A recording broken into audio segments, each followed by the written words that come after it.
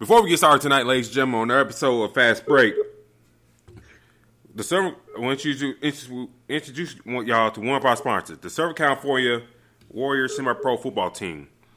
The word of semi-pro sports is unlike any other at any sports organizations. Players play in a host of so many different outcomes, whether it's playing to get the film out, to try out for professional teams, big-time colleges, or just playing to stay in shape. No matter what, all semi-pro players have one thing in common, and that's playing for the love of the game. The SoCal Warriors have been on the quest to earn titles and give players second chances since 2017. Wherever you're in Southern California or anywhere in the world, give semi-pro sports a chance if you love your sport. You may get a second chance you've been waiting for as an athlete.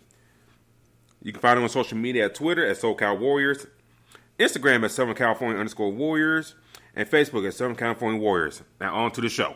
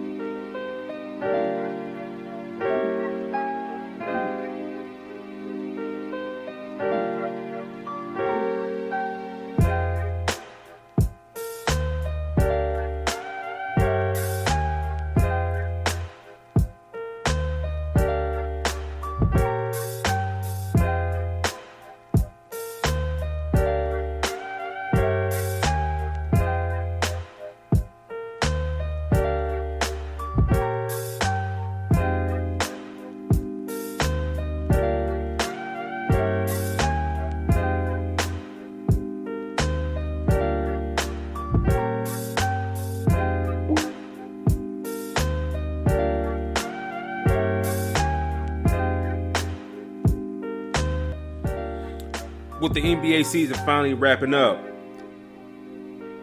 and with the Milwaukee Bucks crowned champions, can they build on this,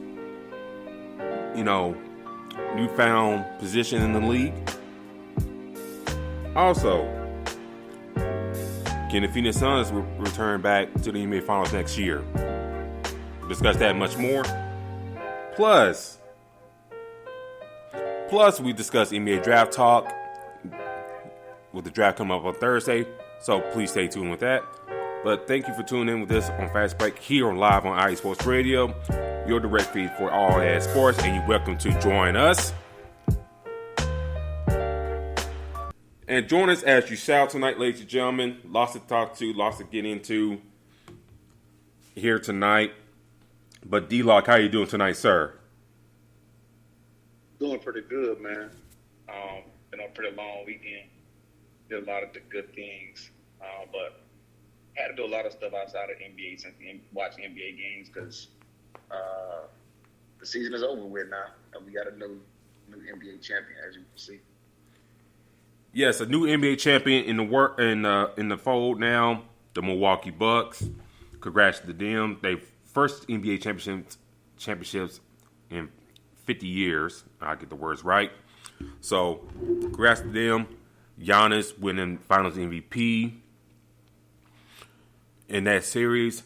So, D-Lock, what are your first initial thoughts? That Game 6 and Milwaukee closing it out against Phoenix. Well, for me, my first thought was they really came back from 0-2. I thought that was amazing. The fact that Phoenix lost a game at home, or Milwaukee stole a game, or won a game in Phoenix, was a big shocker. I figured after they won that game, it was pretty much over. And we talked about it on the show anyway, prior to Game 6. Winning at Phoenix was the one that really put it away. I mean, they won 2 games at home, which was expected. Then they went and snuck one at Phoenix. So, now also, important Antetokounmpo is how big of a player is. I think that this might be a bold statement for me to say, but I feel like we have overhyped Kevin Durant. Ooh. Yeah, I mean, I know he's a sniper. I know he can shoot just about any shot.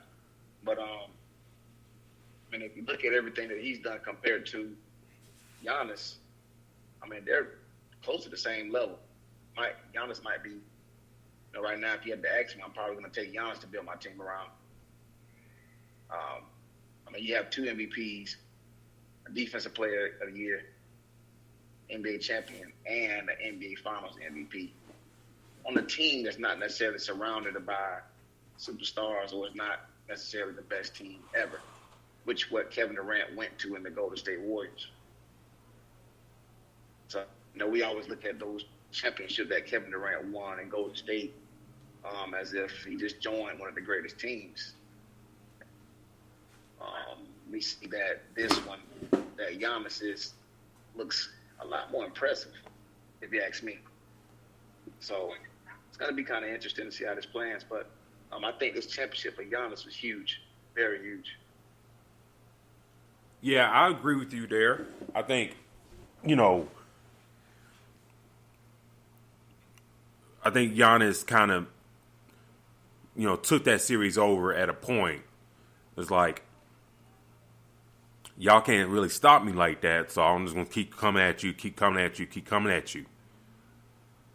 And we weren't too sure if he was going to play in these finals after he had a knee injury. We really didn't know. It was like, I don't know, he's going to come back. He came back in that game 1. I think we kind of guessed he would play because ain't no way he's going to miss the finals, but he came back, played well, just come off the knee pretty good, and he straight, dominated that series.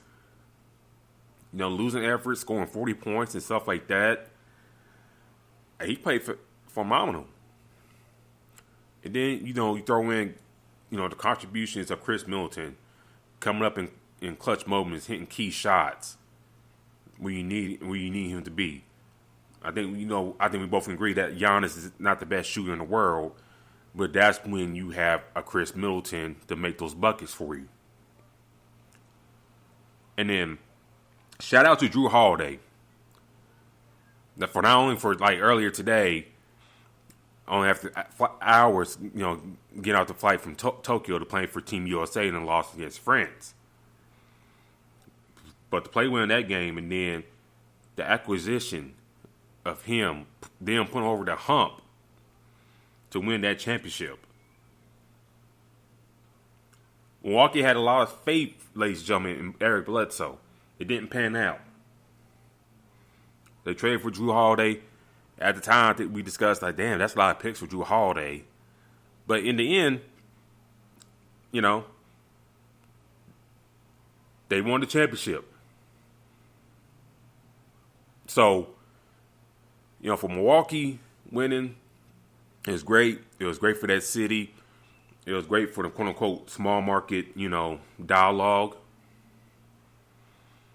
And, for Giannis, I want to ask this question to you. Is he the best player in the league now by winning this championship?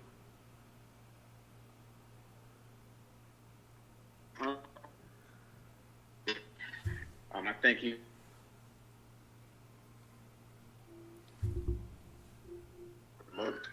talked about, as we talked about, Giannis what done. We talked about doing.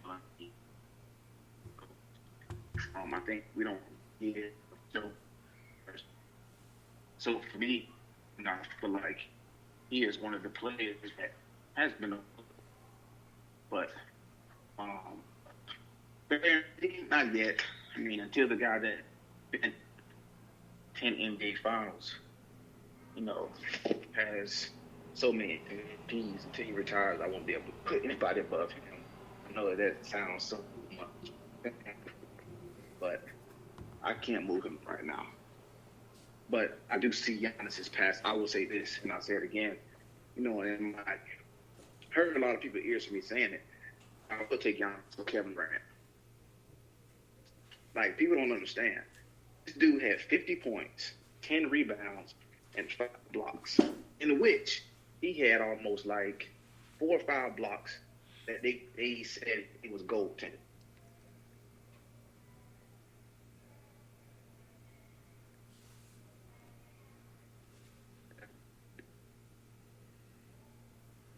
We're talking about him having 15, 10, and 8. 15, 10, and 10. So yeah. That's it. But he's creeping up there. Yeah, to take Giannis over KD, man, it's tough. And you still think about it like that. Like, I mean, Giannis is still, in his mid-20s too. So, that's the other thing you got to consider as well. It's like, Giannis is still mid-20s, and Durant, I think he's about around the same age as us, about those early 30s. And plus, he's coming off major injury as well. Now, Terry is saying in the chat, D-Law, that is Giannis better than current LeBron? I would say yes, in my eyes. He's better than current LeBron. I think just because of age and longevity and stuff like that. Well, we don't know how long Giannis is going to play. It's hard to gauge how long a player would play in the NBA. But do you think Giannis is better than current LeBron? Say, man, the fan of me is still talking. The left side of my ear. I feel like LeBron still can go get you a triple-double. And I still, not only that, I still see him he can play defense. Now, the thing that puts LeBron over is that he can shoot 3. He can shoot rim shots. Giannis can't do that. Yeah. So, I would disagree on that part because, if I need somebody to go put up some points and play a slight little defense and have the IQ at the same time between those two, I know LeBron can. But all I got to do to slow down Giannis is do a hack of Giannis. Now I have people in the stands counting up to 10, and he may miss a couple shots. So can't you do the same thing? Compared to the difference is if he's not giving you 4 or 5 blocks in. Yeah, yeah. Even at this stage in LeBron's career, he is a better shooter than Giannis. Mm-hmm. I think, can Giannis develop that jump shot? I don't know. Does he want to? Or does he need to? I think at some point down the line, you need at least a little mid-range game to keep folks honest and kind of preserve longevity for your career. So, to Terry's question, is he better than current LeBron? It's hard to say. It really is. I think one thing you give credit to Giannis over LeBron is that he took his team as constructed to win the NBA Finals compared to LeBron's first run in Cleveland. You look at those Cleveland rosters back in the day, D-Lock, and you look at his Milwaukee roster as it is, they're kind of similar in a sense. Very. Like, LeBron had his wingman, who are in that meme, like Mo Williams. Who else I'm thinking about? Ilgauskas.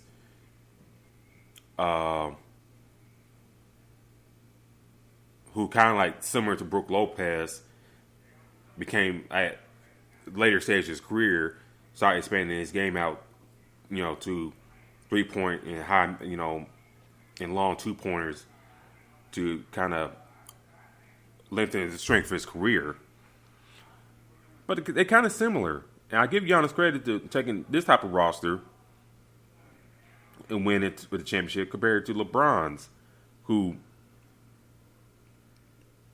I don't know what's the right word, like, had chances, but for some reason never just ran into different roadblocks. What do you think about that?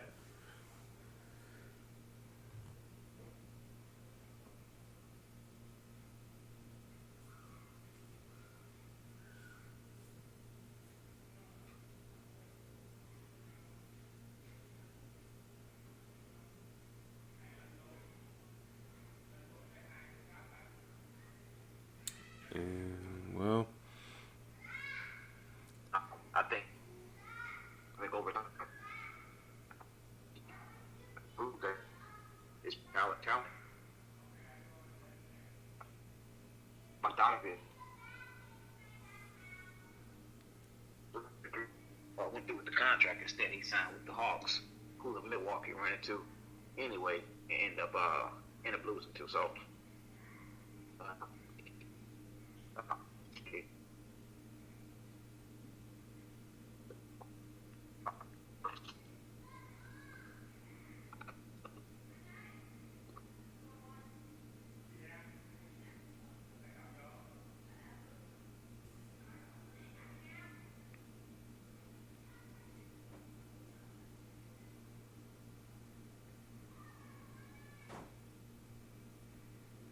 well, We, because I'm not in finals.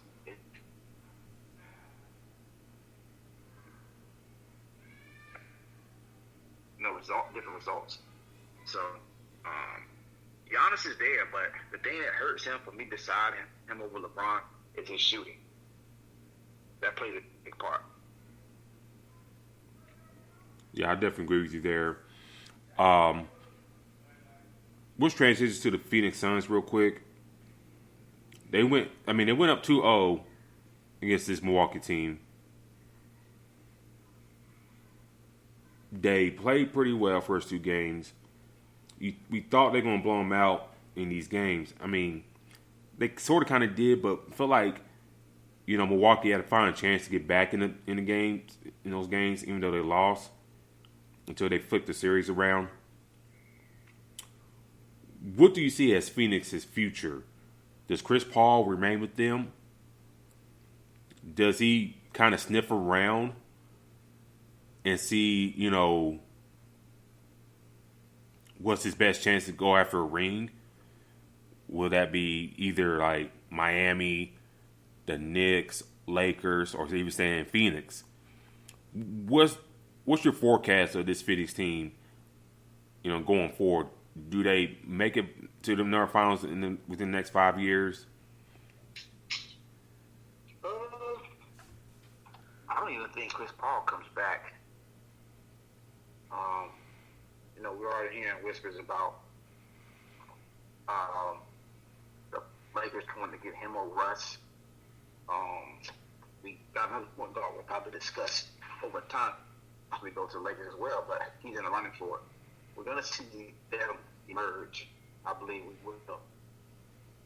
Like that, what do Jay Crowder do? Does he stay? How does DeAndre Ayton develop? What happens with Cameron Payne, the group that they have? Not only that, it's not even just about them, it's about all the other teams. Jamal Murray is going to come back for the Nuggets. What the hell is going to happen with Portland, with Dame? Are they going to make a move? We know what the Lakers can do.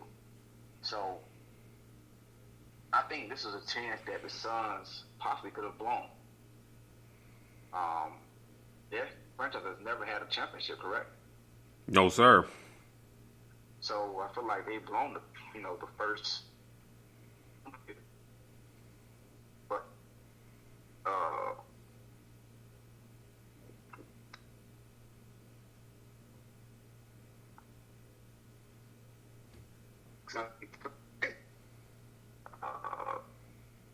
tough to see them come back and take that stretch. They were coming off of 2 years ago, that streak from the bubble.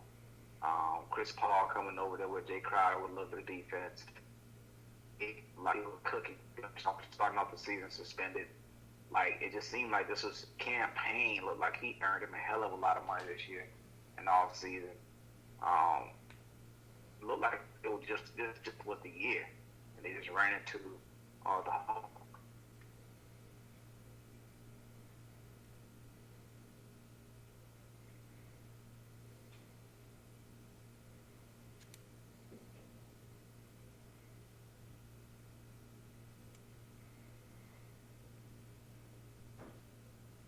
Yeah, for Phoenix, for me,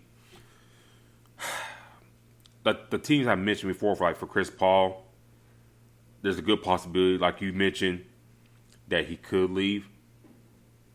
I do agree with that. But, you got one of the best young centers in the league in Ayton. Booker kind of showed that he could be he's already kind of shown that he could be a prolific shooter in this league for years to come. Got a nice, couple wings and Miles Bridges, Jay Crowder, and then also Cam Johnson as well. So you got some nice pieces. You mentioned Cameron Payne. Does he stick around? Or does he go follow the money? It's hard to say for him because, he was kind of hanging on that rope of guys that is almost out the league and then possibly playing elsewhere overseas. But, I'm pretty sure James Jones is a smart guy. He knows what he has to do with this roster and how he's going to shape it up. Do I see Phoenix back in the finals within 5 years? Tough to say. You brought up Jamal Murray coming back. That'd be a big plus for the Nuggets. There's also rumors that right now that Golden State is interested in Bradley Beal. So, you got that factor going into things, and the Warriors got a lot of draft capital to make a move like that. So, yeah, I mean, Golden State is already a team to reckon with Steph and Clay. I mean, we can't forget.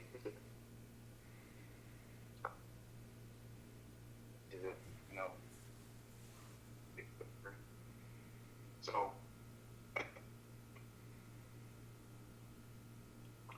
I will play the bad Adam over the Suns next year. Well, I like him to be better.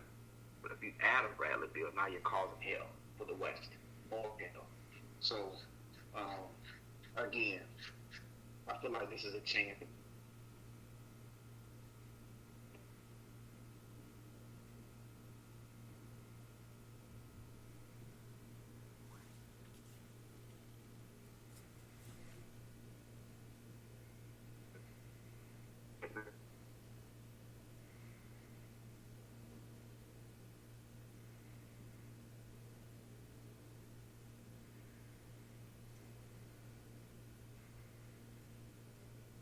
Because they have the number one seed. So, the Warriors will come back. The Suns will probably be in that mix between 5 and 6 next year. But I don't think they're the top 3 next year. You're going to have the Nuggets much better. They're going to work much better. It's going to be enough to fall back. But I don't think it's going to be enough domino effect for Phoenix to be at number 2 and if to go through a gauntlet because hell they face the Lakers at the bottom, without.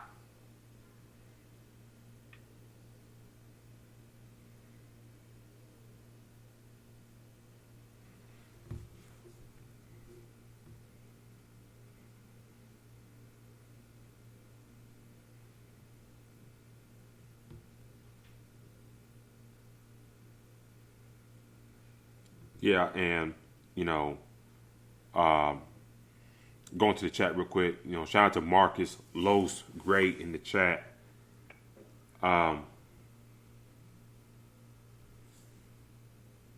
Terrence saying, the Warriors don't need CP3, but they have a legit team. Do they go after Dame Dollars?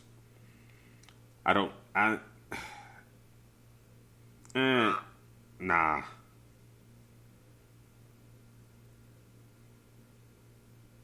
I don't see Dame Lillard going. Stranger stuff has happened, but I don't think they need another point guard. It'll make it deadly, but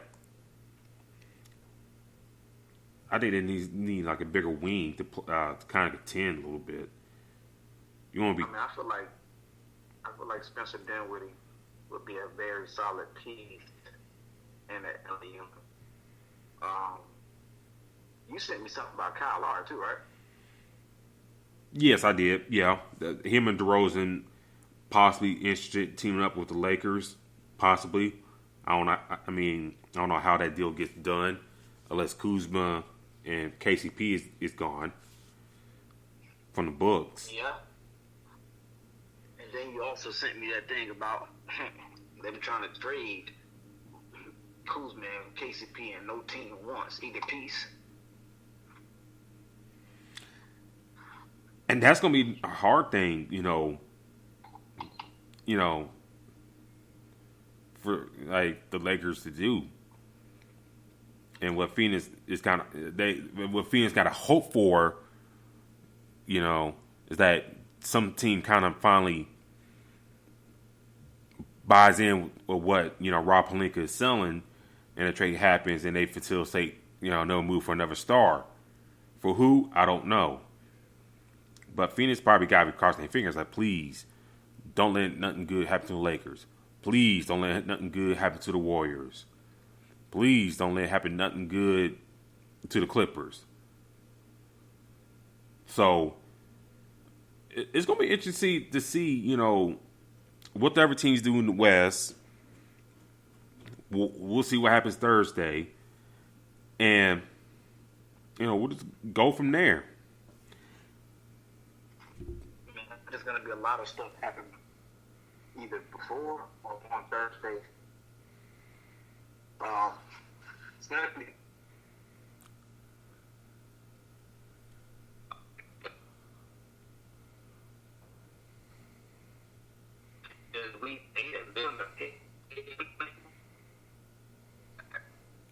rapping here in both.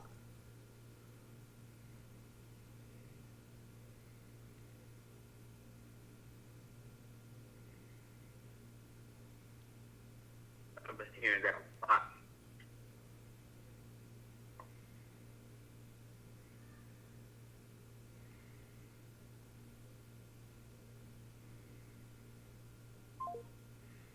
Okay. Sorry about that. We've been kind of having technical difficulties today, so hopefully get D-Law back here soon. But I also want to shout out to Stephen Copeland in the chat with us today. Thank you for tuning in with us tonight, sir. To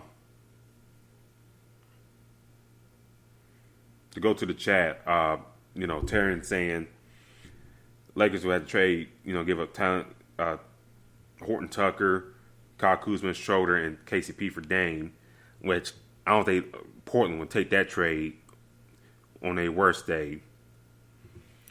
And D-Lock is back with us. How you doing? What's going on, sir?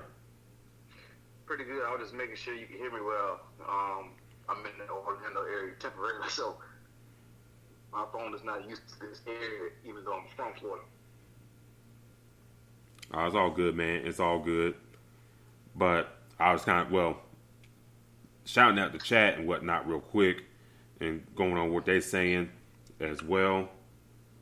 So, Taryn brought up, trying to trade for, what we discussed offline, like Kuzma, KCP, Schroeder, and Horton Tucker for Dame. I was like, I don't think Portland would go for that. They could probably get that deal better from somewhere else. Oh, yeah. from who, you know, can, you know, New York swoop in for Dame? I don't know. They got some pieces that they can throw in there, I think, important. I mean, like the Lakers give up either AD or LeBron, and we know neither one of those are going anywhere. That's what I'm thinking.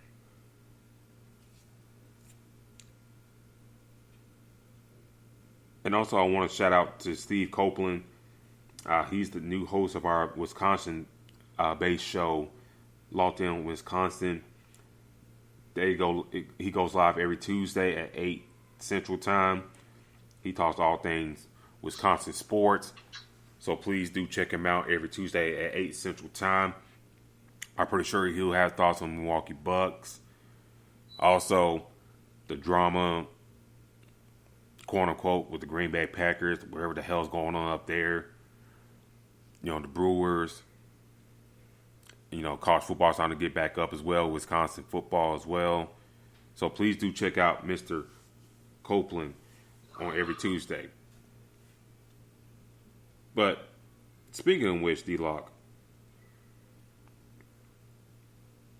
and I'm bringing the Milwaukee Bucks again and their future. The NBA draft is Thursday. Yep. Let me get this one question to you out the way. Houston is really eager to trade up. Then I read a report that OKC is trying to move up. Does Detroit keep that first overall pick and draft Cade Cunningham? I want to say, but I think they really like Killian Hayes. So I think they do. I mean, I feel like this is a piece that they are not going to find. Cade Cunningham is 6'7". He's another big guard that's coming out as we see how the league is getting longer and longer. I think they take this unless they get a blowing away trade. I mean, you're gonna have to give 2 first-round picks this year, possibly a second round pick this year, to get that number 1 overall. Because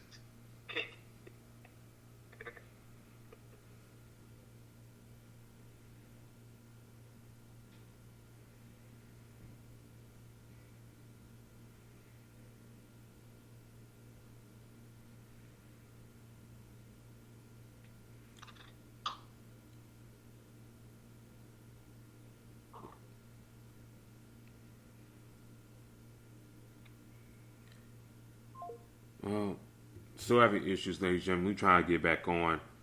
But I think he was alluding to, you know, while I asked him, like, how much you give up for Cade Cunningham and whatnot. I mean, for Detroit, to trade up from jump over Detroit for Cade Cunningham, it's going to be a lot.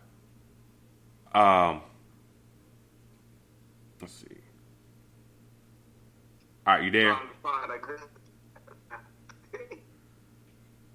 Hello? Yes, can you hear me? I think so, yeah. I'm trying to find it.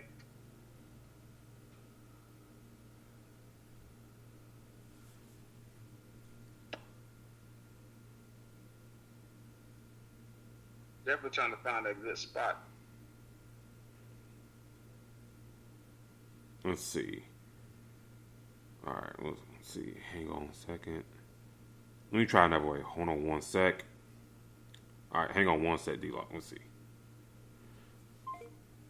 But while I'm trying to get him back on, ladies and gentlemen, but, you know, Houston doesn't seem like they don't want to draft nobody else besides Cade Cunningham. I mean, they like Mobley. I personally like Jalen Green. I personally like James Suggs. But they have their heart set out for Cade Cunningham. And, you know, we've seen reports that Cade Cunningham only want to work out for one team, which is the top overall pick, Detroit.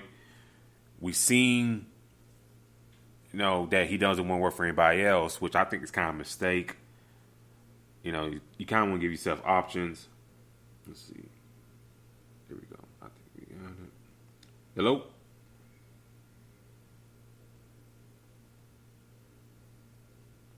Hello? Let's see. All right, I think we got him. Hopefully, still having issues, but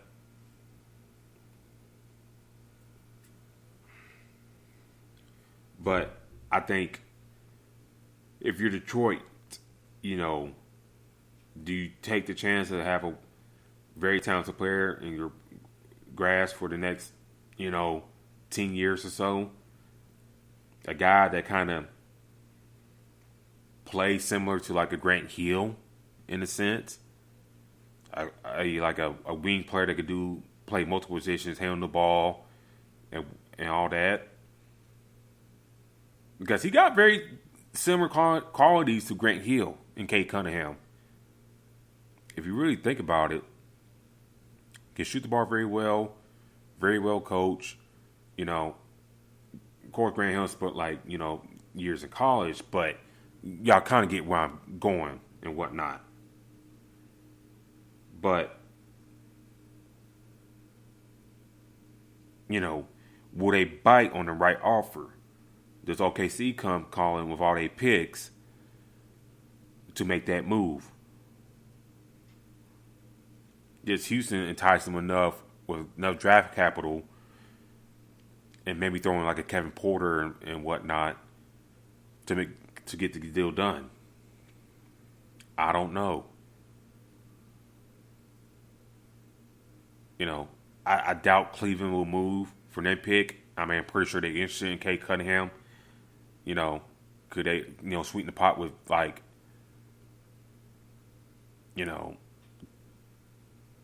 Colin Sexton, Kevin Love, and a few picks and go that way?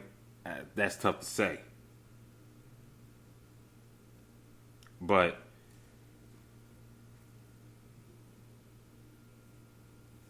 what we discussed before about this draft is, can these, there's going to be a lot of moving and shaking come Thursday. There's no doubt about that.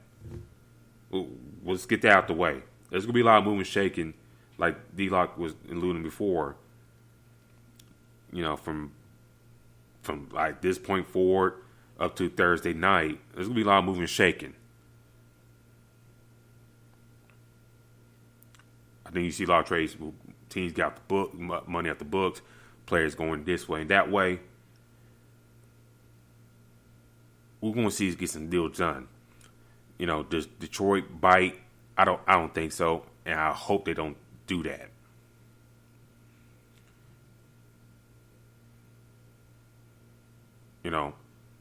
Pistons overall, as an NBA organization, probably one of the more steady ones in during the NBA's time. They'll have their down years, but they have more up than good. Up than bad.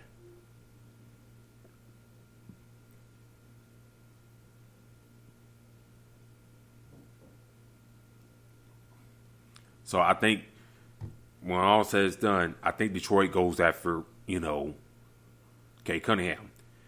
Now, what happens after that, 2 through 5, which I think we're just kind of like the meat of the draft.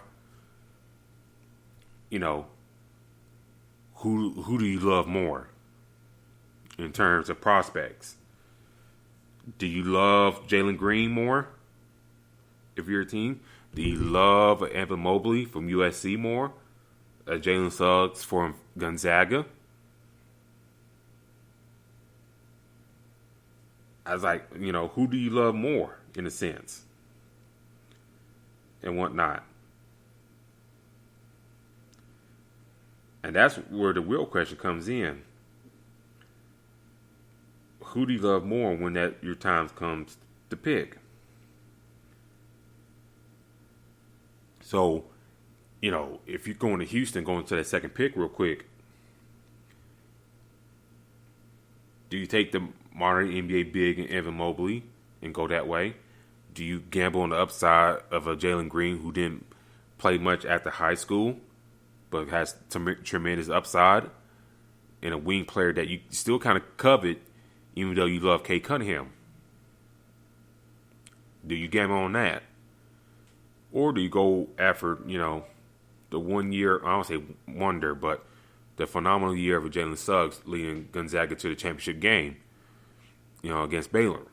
Or one key players is what, for Gonzaga. It's really a tough call in that sense.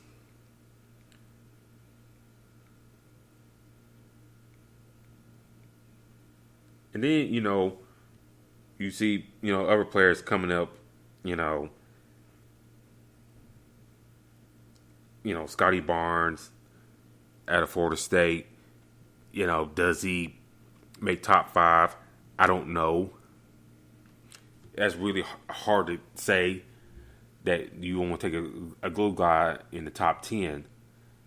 But you really don't want that. If you want to see in the top 5, do you want to take that type of player in the top, in that position?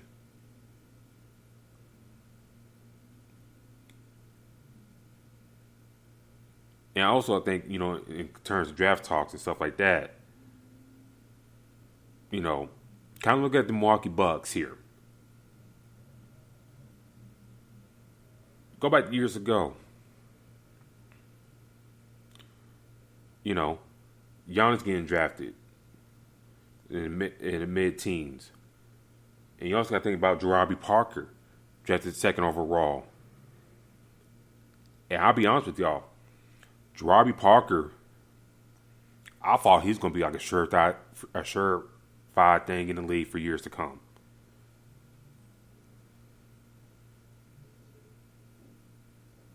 And I think we got D-Lock back. Hello? Yeah, can you hear me? Yeah, I think I got you. All right. Hopefully you can hear me a lot better. It's all good, man. I was just kind of discussing going over the top 10 so far the draft. Well, just kind of go over some of the top players and whatnot. I also kind of talked about,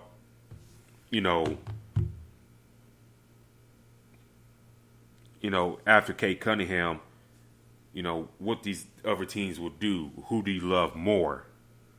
In a sense, like, do you love Evan Mobley more than Suggs and Jalen Green? Do you love Jalen Suggs more than you love Mobley and Green? But you get what I'm saying. And Yeah. I brought up to the point, trying to find your franchise player. I brought up the point about Giannis in 2013 that, Milwaukee has selected Jarabi Parker second overall. And I was telling the audience, like, I thought he's a surefire thing, D-Lock. I thought Jarabi Parker was going to be that dude. Yeah. The jump shot, how he plays and stuff like that.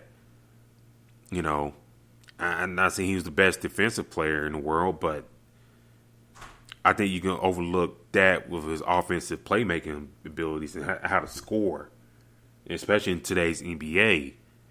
But the ACL injuries robbed him of that. But luckily for the Bucks, and thanks, the great drafting and stuff like that by them, they got a 2-time MVP out of it, a Finals MVP, a guy that brought them the championship. And then also you look at that second round pick, Chris Middleton, who's an all-star himself.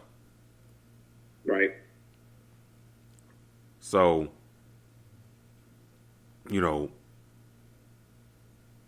look at this draft D-Log, and we go to your Orlando Magic. They kind of been in this rut for a while as well. Do you think they can find that franchise guy at 5? Or they can find him later on in the draft? What are your thoughts of your Orlando Magic going to this draft? What do you foresee them doing, in a sense, thing, You know, Um, what can they do to Well, kind of reshape the future for them? My hope is they look at the fact that they do have that opportunity of possibly using those 2 picks to trade up. You have to figure out who you really like. Once you figure out who you really like, then you make that decision based off, okay, we really like Jalen Suggs. You know what? We're gonna put our best foot forward to draft him. We really like Jalen Green. We really like all these guys, but I think Jabari Parker being pick number 2 overall, he was one of those guys that just did not pan out. It's like his development didn't go as it was supposed to, or as expected or projected. We had high expectations for him. He bounced around the league, and he hasn't been the player that we thought. But for the most part, a lot of these players, you draft and you develop them if you give them time. There are those guys. I mean, if you look at Giannis, when he first came out, you can look before his development. You can tell that he had some kind of, he got some kind of, potential to be a good player, but it's just about 2 things: the franchise and the player want to be developed and to be great and what they do. And Giannis showed that over time. He meant what he said. So we know players are always going to the league saying, well, they want to be the greatest, they want to put the work in and be one of the best to ever play the game. But I think what plays that part is knowing to make those sacrifices when the time is right, and also the team that's helping with that development. Development also is much easier when you put specific players around these players. Giannis had Chris Middleton to be developed with him, right? Yep. So you got 2 guys working hand in hand, and they're just iron sharpens iron type thing. I think that's one of the issues that we have with Ben Simmons, Joel Embiid. Let's not forget, Joel Embiid, when he first came in, wasn't doing anything. He had high expectations. We had a lot. Remember, the whole trusted process was out of Joel Embiid. So he ended up coming along, but the fact is, the first couple of years he struggled, partly on him and Philly. So when we look at the Ben Simmons situation, yeah, Ben is taking a lot of heat for it. But look at the guys that Philly has had and what they've done the first couple of years. They've all struggled the first couple of years. Joel Embiid, Ben Simmons, Markelle Fultz. So this is a trend that keeps going. So for me, the Magic need to look in the mirror, and say, okay, well, you know what? This is what we've done in the past with our players. We drafted Victor Oladipo. This is what he was with us for the first couple of years. We drafted Aaron Gordon. This is what he was with us for a couple of years.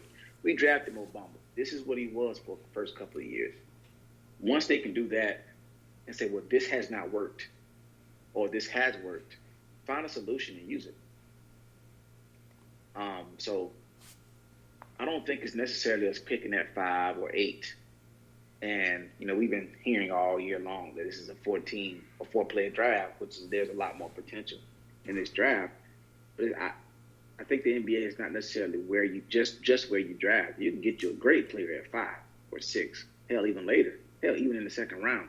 It's about what you put in to develop that guy and what he wants to do to be great as well. I think the franchises do become impatient when it comes to a lot of players in the NBA. They want them to be great the first 1 or 2 years. So you're not going to find that in every draft or every pick. Some of these guys, you got to tweak a couple of things. You got to change their game up. You got to do a few things to say, hey, okay, well, this is what they're better at. Lonzo Ball was a hell of a player coming out. Remember the high expectations they had with him in LA. All of a sudden, he goes to New Orleans. He struggles a little bit, and they changed his jump shot a little bit, and now he's shooting better, hell of a lot better. So, some of these things, players and teams have to come together, but it does take the franchise. In this case, with Orlando Magic, I think it's Orlando. We've had a hell of a lot of players. Did you know that we drafted De'Aaron Fox? Yep. Yep. So, yeah. So, I believe we drafted him and sent him to the Kings, and the rest is history. Sabonis came from us. It's so many guys that I can literally sit here and name And it's like, dude, we're supposed to be not only in the playoffs, but hell, top 2 in the East every year. But because of what we drafted, what happens is we don't develop.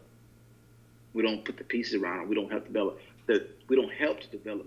We're very impatient when it comes to developing.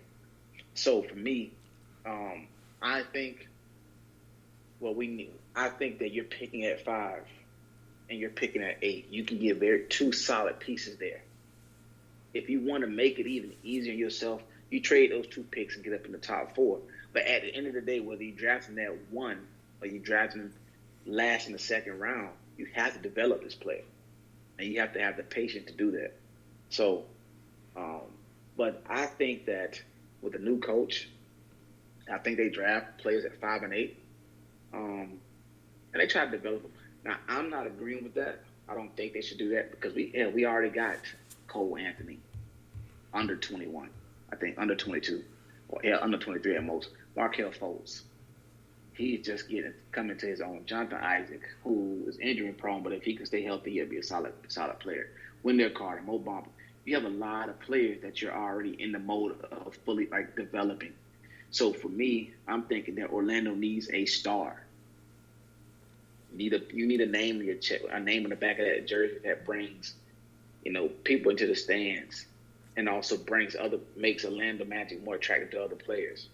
So I would take those 2 picks and maybe try to get me a star or somebody with a name. I already told you I like Ben Simmons, but he played high school there. I think he would be a good fit. So you're going to put butts in chairs, and also I think he's a hell of a defensive player that's still going to be developed, and he needs a new start somewhere else. But to get back on topic, I hope that they, spend the time to actually develop the player they drafted 5 and 8. Yeah, I think that last part you just said, for all these teams, drafting a player and hopefully develop to be a solid contributor to your team. Regardless, star or not, you hope you find a good piece to your team, and not sell high for the other established player. And I think like you Magic, they've tried going that route, but for some reason or another it never really materialized through. For them. Or like you mentioned about trading those picks for Ben Simmons and how that could do wonders for your team. Marcus in the chat, and I think last time he was in the chat, we kind of discussed this about the Boston Celtics before we wrap up here. Train certain assets to upgrade your team. The Kevin Garnett trade, the Ray Allen trade, and that same day to kind of win them that championship that next season. Moves like that can help propel your team to your next level. And after that, Boston they were somewhat in contention. They lost a little step there, but after those 2 moves, along with a young piece that they got in trade with Phoenix for Rajon Rondo, you were off to the races there in Boston. But I think when we talk about with day and age in the past, I think you got to find a way to kind of to keep the hamster wheel going in a sense. For me as a Laker fan, D-Log is they never really did that too well in the 2000s. You kind of got lucky with buying him, but the way his needs were, how long it's going to last. You got good, solid rotation pieces in Sasha Vucevic and Jordan Farmar, down the road. But after that, you draft guys and you don't let them develop. You always trying to sell high for the next superstar. Unless, you trade these guys elsewhere and they kind of flourish in a sense. and whatnot. And, you know, look at the Lakers now. I mean, yeah, they trade all those pieces for Anthony Davis, but, you know, we come back to the next season, Anthony Davis didn't play more than half of the season. Again. In his career. So it was like, yeah, it's all nice to get those trade pits and get his pieces and trade for a superstar, but if that superstar ain't, I'll wrap this up here. You know, if the Lakers didn't, you know, trade those pieces and let them develop a little bit more, who knows how this team will look. Look at the Lakers now, D-Lock. They're in the market again for a damn point guard. Yeah. Again. Average. I before I get here, I still contend that you shouldn't trade Ray D'Angelo Russell just because, you know, for damn Nick Young or whatever. But I'll die on that damn hill. But anyways, I feel like they had their eye. They didn't have their eye so much on LeBron that they were willing to give up everything to make space. Yep. So I agree with you. I mean, look at I still like D'Angelo Russell, if you ask me. Hell, I think he's a solid ass player. I just feel like he's in a bad franchise in Minnesota. Like that franchise is just in shambles. That's dumpster fire. You know, like hell, they damned on the marge of the Magic. They went and traded for Rubio, bro. And what kind of sense after they made their trade? Like after they made their draft picks, it doesn't make any sense to me. But again, we see Julius Randle is looking like a star as well. So that's another one. You know, the list can go on. So they had so much on that right now mentality, and the difference between them and the Magic, I believe, is hell. You can call anybody to go to Lakers. We just was talking about how the Rose and the Kyle Lowry trying to get to the damn Lakers. But I bet you I can't listen. If I can find the first person that's calling for Orlando, that he wants to go to Orlando, star. You find the first person that'll do that, and I'll be a millionaire tomorrow. So, you know, those are the two comparisons in a sense with that. But I understand that because if the Lakers do develop some players or develop their own players, you know, they will have a dynasty just growing in that sense, adding on the free agents that wants to come to LA. Yeah. So we'll put a bow on that, ladies and gentlemen. And I don't know what we're going to do for the draft yet. We're going to think of something. I know, pretty sure if y'all not follow us on Twitter, please do at Fastback at IESR. So, and keep up with us on that. And we'll give you some draft talk and stuff like that during the coming days leading up to that draft night. So we'll try and figure out something and whatnot for the draft, or we'll do this, maybe discuss the draft in full come next Sunday's show. The strictly draft, go with the first round, whatnot. Maybe go a bit longer and then just go from there. But D-Lock, how can people find you on social media? You guys can find me at Black-813, Twitter and Instagram. We'll definitely try to see what we can do for the NBA draft on Thursday. It's going to be very interesting to see what happens because I believe there's going to be more news that drop prior to Thursday. Yep. You know, so I think it's going to be a couple of trades, maybe a couple of signings that happens prior to the draft. So let them know where they can find you at, man. Find me on Twitter at Spawn4288. That's Spawn4288. Like I said, follow us on Fastbreak on Twitter at IESR. That's Fastbreak IESR. Also, do check out IESportsRadio.com for the playback for this show and all of the shows in our network, including the new ones that recently came into the fold. So shout out to all those new people within our network. Like I said, we'll try to get up here and get draft talk talking. You know, news is going to drop. So until then, we'll talk to y'all later. And like I said, follow us on Twitter and y'all get the latest news. But we're out. Peace.